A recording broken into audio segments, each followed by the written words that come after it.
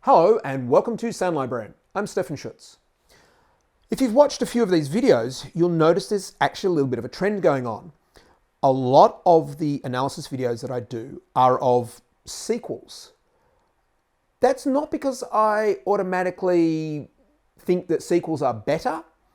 In some cases, I have preferred the sequel to the original. In some cases, the audio has developed more, so the sequel has had more to talk about. But in all honesty, it is actually just a coincidence. So today we're actually looking at another sequel, and that's Infamous 2.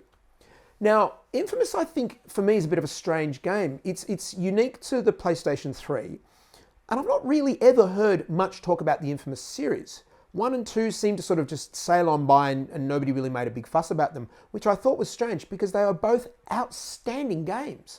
I thoroughly enjoyed it. I played both of them through to the end. In fact, I possibly played both of them through to the end for both endings.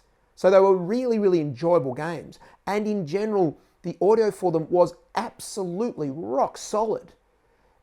In some ways, I almost feel like I'm struggling to find things to talk about because everything just fits so well and is so intuitive. It's what you expect. The sounds are always blended in with the narrative and the story so much that none of them actually stand out, which is what audio should do a lot of the time. That in a lot of ways I really need to dig deeper to find out what's going on. And so we're going to do that. We're going to have a bit of a look at Infamous 2 and we're going to dig deeper. Damn, man. You hear that hippie-ass bucket drummer? Oh, I hate that crap. Do everyone a favor and put the fear of God into any street performer you find. I didn't know you hated the arts, pal. I just don't like being forced to listen to their music. Seriously, who does?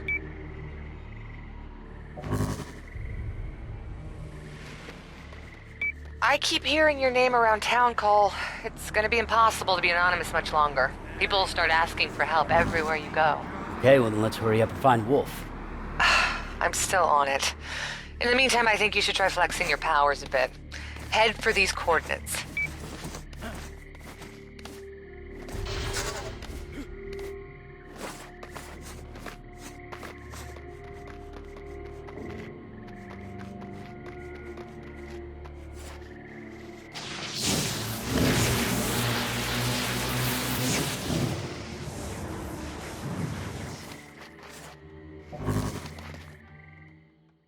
I think Infamous is probably one of those unusually overlooked games. Now we're looking at Infamous 2 here, but Infamous 1 in itself was an outstanding game in so many ways. Infamous 3, sadly, I don't believe lived up to the same level as the first two. Not sure what happened there, but Infamous 3 I was a bit disappointed in. 1 and 2 were really, really excellent games. Now I've chosen 2 because I think it just had just that little bit more polish, but more the musical score. The musical score for Infamous 2 is just outstanding. It is so evocative to the environment, the New Orleans feeling town that they've got here in New Marais. That the music just adds a really lovely, fresh character to this game. It's not the typical giant orchestral thing or the heavy metal thing or the electronica thing that happens in a lot of games. The musical score for this game really, really makes you feel like you're in a different place at a different time.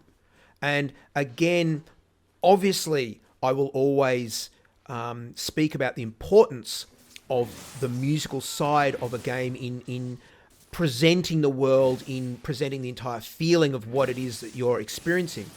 But Infamous 2 especially is one of those games where they really got it right as far as how the music supports what's going on in the world.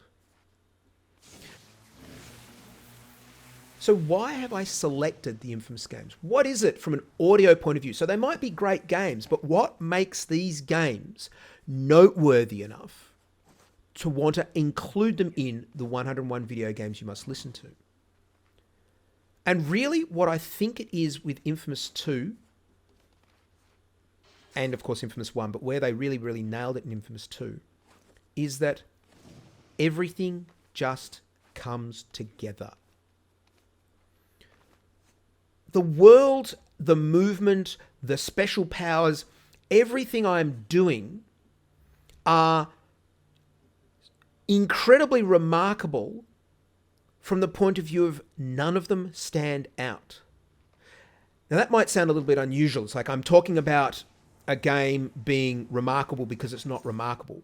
It's not exactly what I'm saying. What I'm saying is I'm talking about a game being remarkable because the real sign of outstanding audio often, especially in film and television, and that's why I'm using Infamous as an example here for games, is when the sound is so good that you almost don't think about it.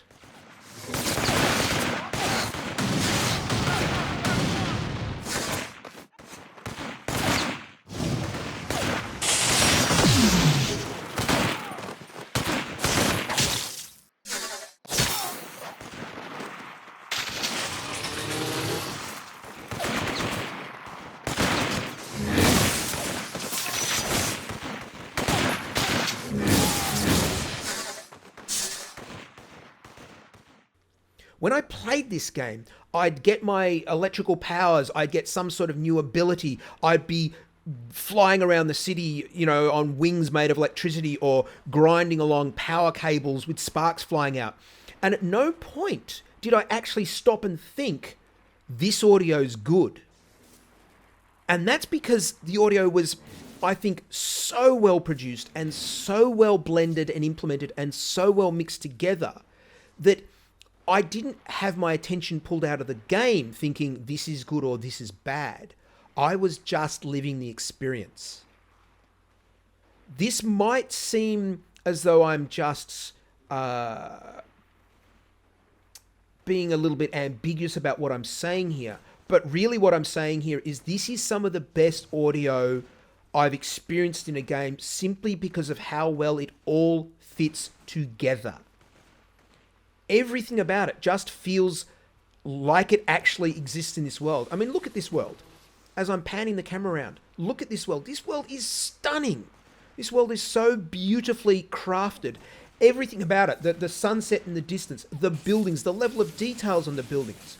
The controls are some of the best controls in a game as far as controlling a character. You literally feel like you are able to sprint up the side of a building, fly across a gap, slide down some sort of cable, jump up and climb up and monkey your way up and across the next building and across the rooftops. It feels like you're in the world. It doesn't feel like you're controlling a character. And so what the audio does is exactly what I've said over and over again what audio's job is to do. Audio's job is to support the narrative and to support the experience. All of the audio in Infamous does this by being absolutely suitable for purpose, by being really, really good and sounding good, but not distracting you from what you're doing. You don't fire off one of your energy bolts and think, wow, that was a really cool sound effect, thus being pulled out of the game. It's good sound design that has been implemented and then, very importantly, been mixed beautifully. There are other games that we do analysis of where I really, really love the dialogue, I really love the story, I really love the music, and I really love the sound design. But somewhere along the way, there'll be something where some of the sounds are too loud and I can't hear the dialogue, or the music gets sort of lost at this point or that point, or something else happens. As an overall package, Infamous has just been put together and it's rock solid.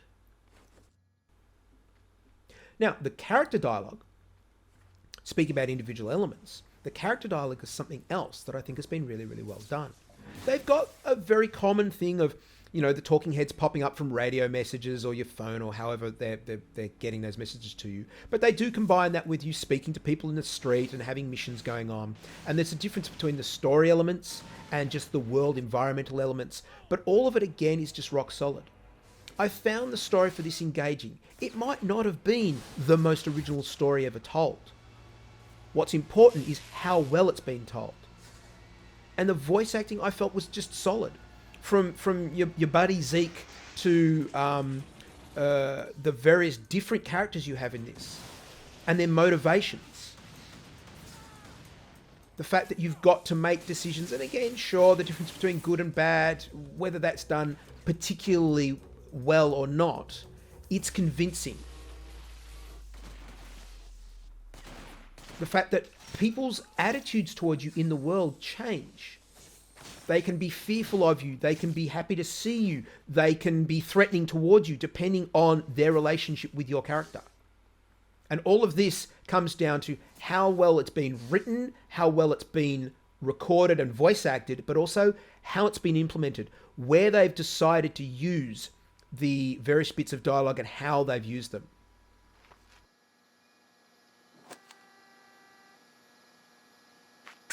Audio surveillance of Agent John White, file D045. I have news. I've been promoted. I'm working directly with Kessler now. Certainly made a meteoric rise through the ranks. It's suspicious. Maybe Kessler knows I'm with the NSA. What? No. He'd have killed you. Maybe. Kessler says you're to deliver the Ray Sphere to Empire City immediately. What does that mean? He stepped up the timeline. Well, we can't give in to him. It's time to end this. Tell Director Houston I'm ready for extraction. Forget it. We are still building a case against the First Sons. We don't tip our hand until we've gathered enough evidence to bring down the whole organization. Until then, you stay where you are. And send over the sphere. The audio doesn't fight with itself. The UI sounds, the little sounds when you search around for things, they're just a tiny subtle little sound that's there and it's gone. It's blended in at the perfect level. The dialogue that we're listening to is just loud enough when it's playing that you can always hear it over any of the action that's going on. It doesn't get lost in the firefights and the environmental things. The sounds that your character has, the foley of your main character, when he moves, when he jumps, when he falls, when he tumbles, they add so much weight to the character that he feels so much more real. The beautiful flowing behavior of how you control him. The controls are very, very solid.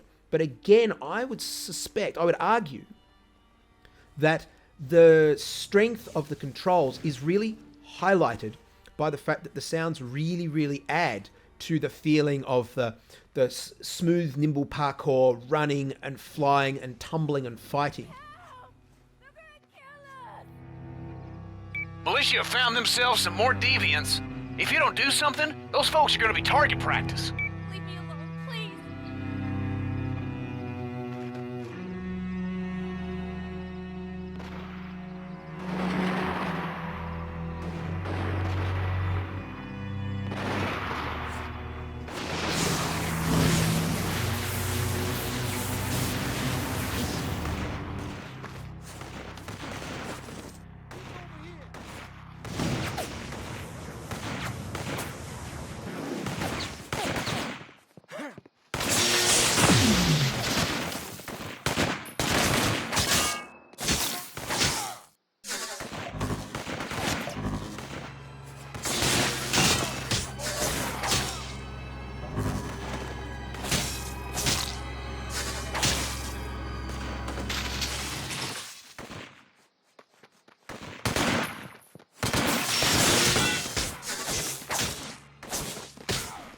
So really, what does the audio do in this game? It does everything right. It does its job well. It supports everything. It supports the controls. It supports the story. It supports the action. It supports the visual effects. It supports the environment. Infamous is a really, really lovely example of what you get when everything just falls into place nicely. And it falls into place because it was very, very carefully placed by a team that had really good sense of attention to detail. I have to say, I really love the musical score for Infamous 2. It's very fresh, very different, and I'd actually like to see a few more AAA games branch out into something that's just a little bit more evocative and thematically different than a lot of the music that we see in a lot of larger budget games. So the Infamous series have really got a lot going for them, and from an audio point of view, they've just done some things really, really right.